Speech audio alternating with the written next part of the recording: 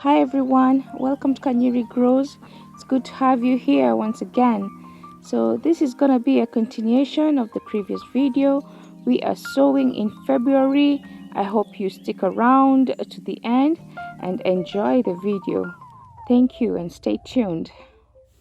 So guys, I'm done with putting the compost in the cells, as you can see, and I've already labeled my trays. So it's important to label your trays. As you can see, that's how I've labeled them. That's the peppers, and on this side, so I'm going to be dividing these cells in half.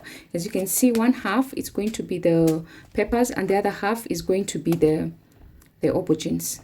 So all the trays, that's how I've divided them, half and half. Let's get on with the sowing. So this is the sweet pepper, or the bell peppers, however you may want to call them. That's how they look. So I'm going to be sowing 2 in each hole. First of all, I'd like to make a hole, and I'm using this little, it's a paintbrush really, but on this other side it's a nice rounded, and so I'm going to make some little holes there. 2 seeds in each hole, each cell. And later on I will be thinning it out, so the healthy seedling will survive, is the one that I'm going to leave in the seed tray to continue germinating, and the one that appears to be a little bit weak will have to be thinned out. Next one, we have aubergine. So make little holes. You can see the seeds are tiny. When the seeds are tiny, you don't have to put like very deep, to make like deep holes. You just want to basically just, it's like 1/4 of an inch. And I'm trying to get it out. This kind of packaging is a bit fiddly, you know, sometimes. So I'll put a little bit on my palm. They are just stuck on the inside, but they they don't want to come out. See, one just jumped out.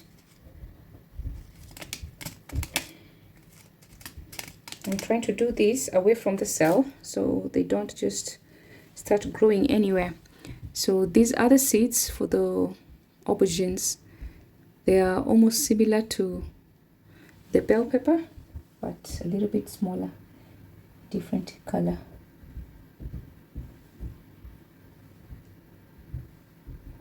So again, I'm putting 2 seeds in each hole. And I like doing this because sometimes you may get no germination at all in one of the, there was one that fell down there, so I just added that. There can be 3. And with the same end of the brush, I'm just going to cover with just a tiny bit of compost. Just cover that with a tiny bit of compost for all the holes.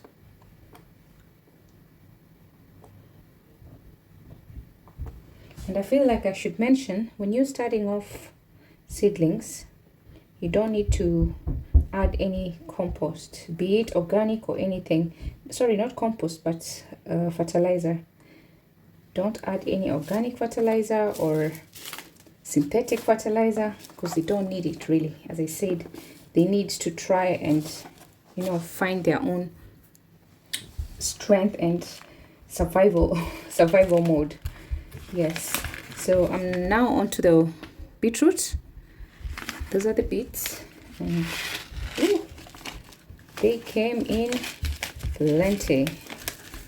I don't need all of you guys. You need to go back in there. Nope, I don't need you all. Once again, I'm planting them on this side, just half of the tray. I haven't decided what I'm gonna put on this other, because I have a spare of 6 cells. I'm yet to decide what I will be planting more. It might Might be lettuce, might not. So once again, I'm putting 2 in each hole. Just 2 seeds in each hole. I don't like to put too many because sometimes you can end up wasting your seeds this way. Because when you thin them out, it's very painful actually. I always feel a bit of pain thinning seedlings, and they end up in the compost bin after all the hard work and all the time, all that duration they've undergone germinating, trying to just sprout. And so yeah, that's done. And then you end up thinning them out and off you go. I don't need you, really. That is just using them like doormats, really, like just companion seedlings for a short period of time, and then you're done with them. Nobody likes rejection. Nobody likes to be dumped. And you get me, guys? So there we go. Those 2 are done. Let's move on to the rest. We are on to the oxley, guys. How do you say that word? Okay, I have to mention, guys, you may have seen in my previous videos, I always plant my tomatoes from tomatoes. You know what I mean? Like, you buy tomatoes, you have your favorite tomatoes that you like, then you just plant the tomatoes from tomatoes. I really like that, and it has never failed me at all. This is actually my first time planting tomatoes from seeds. Guys, look at those seeds. They sort of look like the aubergines. I guess that's why they're planted at the same season. Oh, I haven't made holes here. See, doing 2 things at the same time. You're talking, you're doing this, you're doing that. So I guess that's why they're planted at the same time, at the beginning of, they're both planted at the beginning of spring, early spring or mid-spring.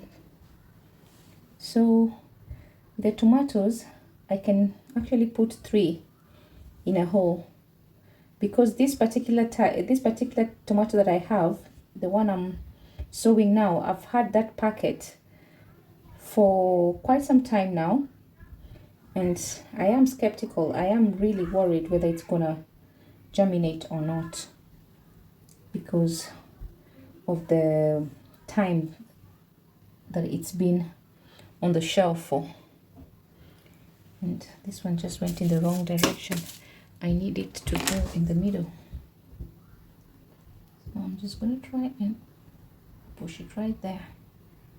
Yep, that's it. And cover those holes. I also have this little thing which I like. It came with these cells when I bought them, and I think it's cute. I think it's really handy. In fact, I don't know why I'm using the brush. Habit, when you have a certain kind of habit, and it becomes second to nature when you're just used to doing something in a certain way. And I even forgot that I have some little tools that can actually help me, or are actually meant for that job. Oh dear, I can even use my own fingers sometimes, even when I have the right tools around me. That's what happens. The passion of growing, of being a gardener. So guys, we are on to the other type of tomato. I'm actually planting these 2 side by side. These are the marmalade tomatoes. They kind of look a bit different in color as well. I just want to see how they perform against each other. It's gonna be like a race. Who's gonna sprout first? Who's gonna be healthy? Who's gonna look beautiful and green and everything? So let's make some holes for it as well. And I'm also going to sow 3 in each hole, just so it doesn't complain that, oh, you put 3 in the other one. So guys, once again, let's go 3. With tomatoes, to be honest, it You know, when I have always sowed, I have said I always planted or sowed my, do you call it sowing when you're actually planting the tomato from tomato? You know, you take the slices of tomato, you take a tomato, you slice them up, and after slicing them up, you just put them straight into the soil, or not in the soil, but the seed cell. Put them under a grow light, same procedure as this, and after a few weeks, you will see they start growing, and you see all your tomatoes are growing as normal, like just, you know, the seeds would. So I'm really interested, and I can't wait to see how these ones are going to perform, because I have never planted my tomatoes from seeds. I've always had tomato seeds, but I've never, look at that. That would slow down my root formation, because my root, I don't know what would happen, but I don't want it there. So guys, I'm done with the tomatoes.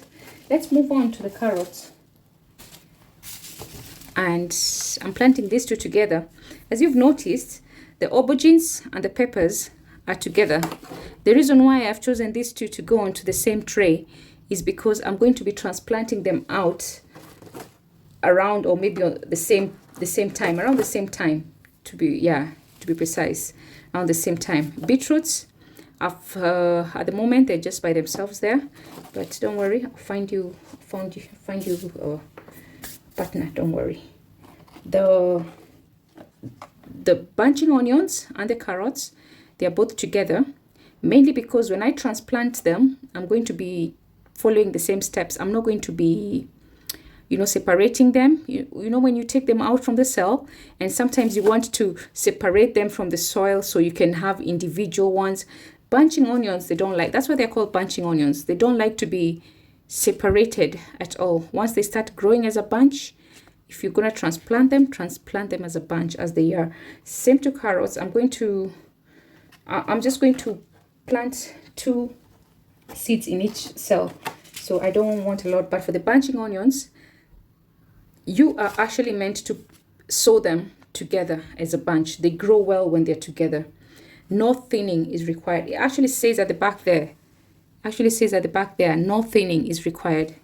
So brilliant. This is the first time I'm growing this particular variety. This is the white Osborne. Is it white Lisbon? Oh my God. I just brought in Osborne into all this. Sorry, Osborne, whoever Osborne is. I meant white Lisbon. And this is the spring variety. It's a winter hardy as well. So that means we're going to be having it all throughout the year. And I'm going to show you how it looks. Most onions they all look the same. They're all black. Don't know why they choose to be black. So make a little hole. I'm going to be putting a few seeds in each hole. Maybe 6 or 7. I don't know how many they put in here. Sometimes they just give you like 9 seeds in a packet, and you're wondering, oh my God, I'm not Alan Teachmash. It's not like it's certain they're gonna grow. It's trial and error at times, but they just give you 9. What if they all fail? Do you know how depressing that is for a gardener? When your seeds fail, and you've been waiting for a whole month, a whole 2 months, 12 weeks, nothing. So yeah, guys, this is bunching onions, and I'm just being generous in each hole, to be honest. I'm being generous. Whatever they're going to decide to do, whether they're going to fight for air, for nutrients, for whatever, that's up to them. I'm not going to help, because they said no thinning. Just dump them in there. That's what I've done. That's what I've done, guys. And just cover that up nice. Make sure they're all covered. Because they're black, you can't even see them properly. Just make sure they're all covered up. Make sure they're just all covered up. Here we go, carrots. These ones, they say you should actually sow them outdoors. But once again, we are doing indoors. We're just doing indoors. The winter was very harsh. I'm actually scared. It might snow tomorrow. Who knows? So I'm not taking any risks. I'm planting indoors. Everything is going to be indoors for me for now. It's really early spring at the moment. And it might be that when they actually, you know, when these seeds were packaged, might be that year they had a very good spring and their spring started early. So they were going according to the weather predictions for that year. And they have no idea how this year, 2023, weather is. So that's why I'm starting them indoors. I don't want to take a risk. And then again, I don't want the mites to come looking for these seeds, and I'll be there waiting for my seeds to germinate, and the mites have already, because you know, with the mites and those squirrels and all, they like tiny little seedlings. That's when they enjoy them. They enjoy tiny little seedlings. They don't like them when they're big. No. They just wait for them to just start coming out. And once they just smell some seedlings, they're onto them like, you know, like I don't want to say that. I was going to say something about police, but no, I don't want to be in trouble. So let's just, yeah, leave it at that. So these carrots, they're so tiny, but I didn't show you the seeds for the carrots. They kind of look like fennels which have been dissected or crushed. You can't dissect a seed, can you? You can only dissect living things, yeah? I think so. So I've planted a few carrots there. Whatever happens, happens. Guys, carrots are not very good for, you don't transplant carrots, really. You rarely do gardeners, transplant carrots, but there's always a first time for everything. Never say never. Carrots, onions. There you go. Oh. Is that the tomatoes done? Yeah. So all we've got left is the radishes and onions and the lettuce. Oh, I know what I'm going to plant next to the beetroot. I might just put some salad in there. So in this particular tray, I'm going for radishes and lettuce. And the reason why they're together is because transplanting them is just around the same time. Or it's actually on the same time. They're not going to be in trays for long, these ones. These ones, they take off in 4 weeks. They will be already looking ready for transplant. Same to the salads. Salads, you can actually sow them outside if you want. But because I'm a container gardener, I plant everything in containers. That's how it is in my garden. I don't have grounds. So what I'm doing basically, because these are all in, as I showed you earlier, they're all in this tape. They're all in this tape, and because they're all in this tape, they can just go inside. And this is even better because you do not have to worry about it. You know, when you water, you don't have to worry about it disappearing or jumping out of the soil, because you will see it. You will see that white bag. So I'm just pushing it in. I'm just pushing it in like that with the bag, and I'm doing one seed in each hole. Yeah, I'm not being generous with the radishes. I just want one seed. And there's no particular way of pushing it in. It's just push it in, like, make sure it just goes inside whichever way. And I'm not a big fan of radish, but my family is. So I'm only planting this And with radishes, the good thing is that you plant them in successions and you can plant them out all year round. It's just that sometimes they don't do very well in summer. I had this growing in summer and oh dear, the caterpillars, and they were just not letting them rest, I'm telling you. And they don't like too much heat. So if you're gonna grow them in summer, just make sure it's somewhere where there's shade and no direct sunlight. So guys, we are done with the radishes. On to this is the corn salad or the lamb lettuce. I haven't grown this variety again. Basically, it's like I'm just trying out new things. You know, with gardeners, that's the thing. We can't help ourselves. Each year, there's always something new. Oh, that's a lot that's come out. That's a lot that's came out. But that means it's trying to tell me it wants to partner up with the beetroot. I guess that's a clue, because they came out a lot.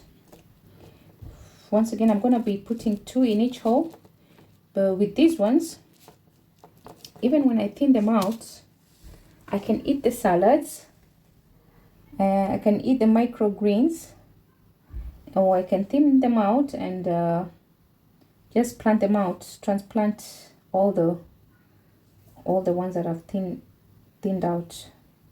So whatever happens, guys. As I was telling you, I'm a container gardener. I do my gardening in containers.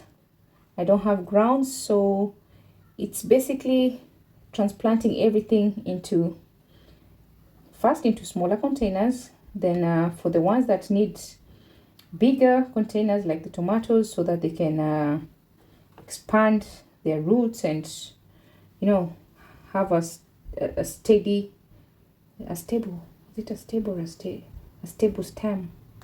They need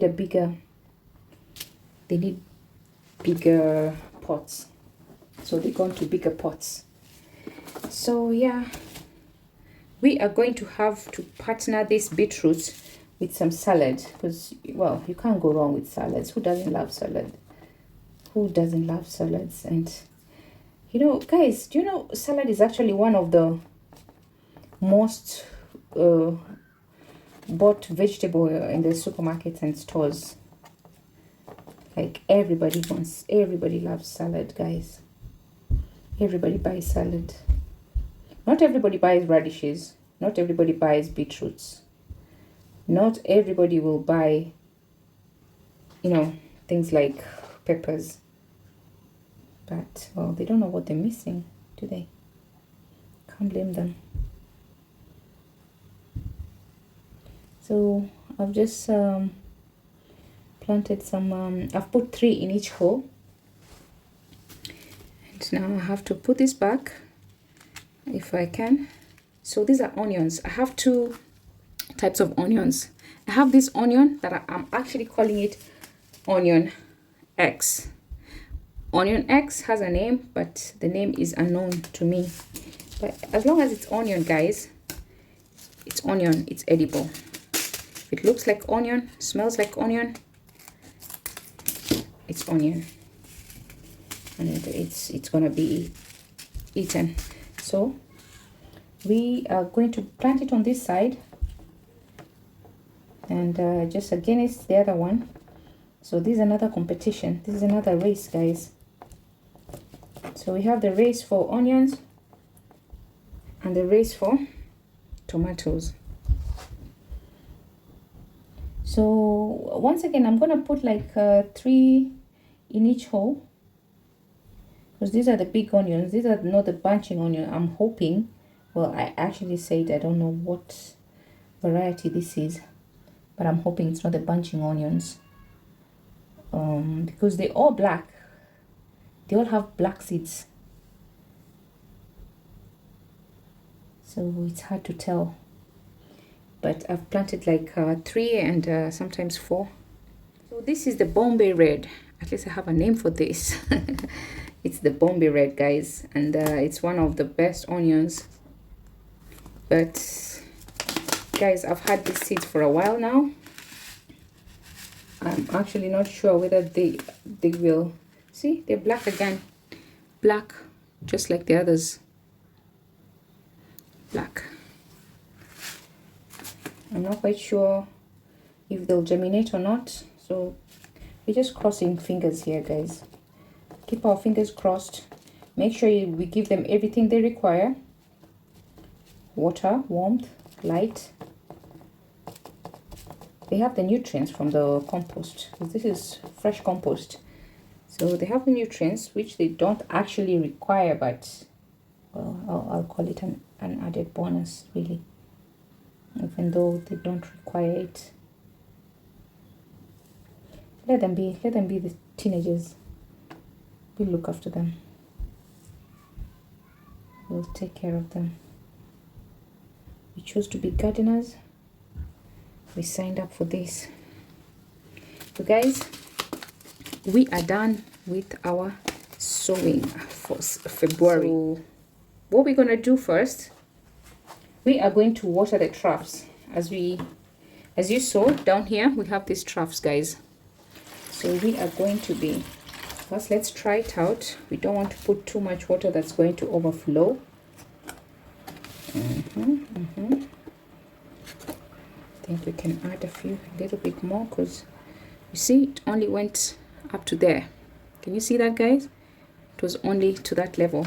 So we can add a little bit more, and that is half.